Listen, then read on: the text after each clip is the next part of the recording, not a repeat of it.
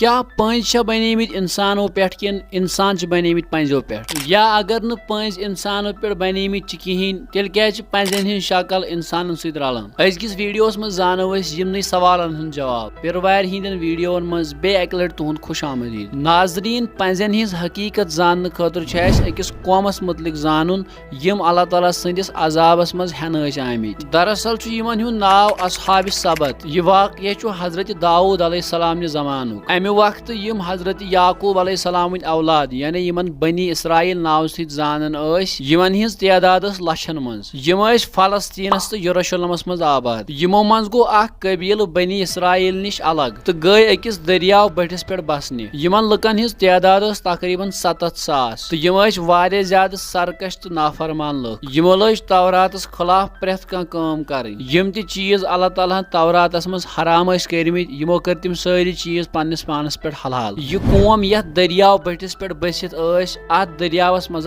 वारिया ज्यादा गाड़ लिहाजा कर लुक अम दरियाव मज गाड़ खाड़न तो यमन पे गुजर बसर कर। यमो गाड़ो सहुंद कारबार ति चलान लिहाजा त्रो अल्लाह ताला यमो गाड़ो जरिए अकिस आजमाइश मज। हजरत दाऊद अलैहिस्सलाम निस अत कौमस आव यह हुक्म दिन कि तुह छुनु बटवार दो गाड़ मारन कह तो न अम दो तुह कह तिजारत कर। अलबत्ता बटवार वर यम त दो तिमन दोहन मज हेकान गाड़ रटित लिहाजा लज यमो लुको आतवार पे जुम्मा तन गाड़ रटने। मगर ब्याक मसलो कि बटवार दो सारे खुद ज्यादा अत दरियावस मज गाड़ आसन तो बाकिन दोहन कम आसन तो बटवार दो यम साथ हजरत दाऊद अलैहिस्सलाम कौम दरियावस मज ज्यादा गाड़ वुचान तिमन दिल तमलन तो शैतानन तुल यमन लुकन हज अमि लालच हुंद फायदे तो तम लग इन दिलन मज वसवास त्रावन। शैतान गो पन्निस मनसूबस मज कामयाब तो यमो लुको कोर पान वन मशवर कि ठीक रटो न बटवार दो गाड़ कहें मगर बटवार दो थो जाल लगित पत यम गाड़ फसन तमें रटो पे आतवार दो। यथ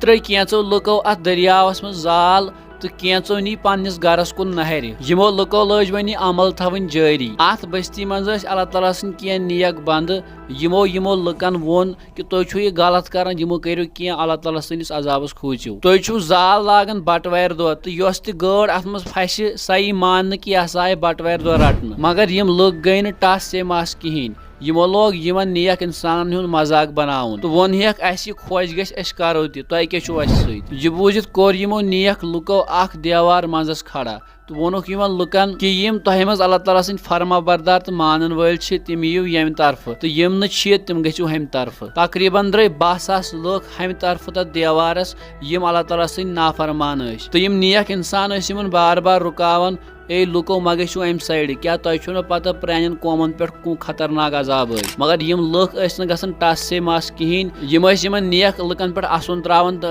वन यम सिर्फ किताबन हज कथ तो यमन कहीं दलील तो वन गो तो अस पे कहीं अजाब। खैर यम ज ग्रुप गई अलग तो हम नाफरमान लोग रातस असन तो ठठ मारन मगर यम नेक इंसान यम साइड यम अल्लाह ताला माफी मंगन। युथ यम लोग सुबह निंद्र वथ देवार हम साइड नाफरमान लोग तपर कहीं तथ गन। युथ यमो देवार पे नजर दिज यमो वुच हम साइड यीत नाफरमान लोग तिम सारी पंज तो वांदर बनेमित तो यम बराबर पंजन हिंद पे कुलियन खसन तो वसन तो यमो नाफरमान लुको मज यम त नेक इंसान हिंद रिश्तेदार तिमो प्रजनयम यिंदो पलवो सत तो लोग जोर जोर वदन हुन तो 2-3 दोन अजाबस मज मुबतला रोजन पत गई यम हलाक। चूंकि यम सारी हलाक करने तो यहज नस्ल पचन ब्रोट कहें अम मूजूबन वन गलत कि पंज हसा हजरत दाऊद अलैहिस्सलाम कौम यमन पे अजाब वन वन रूज यह कथ कि क्या इंसान पंजों पे बनेमित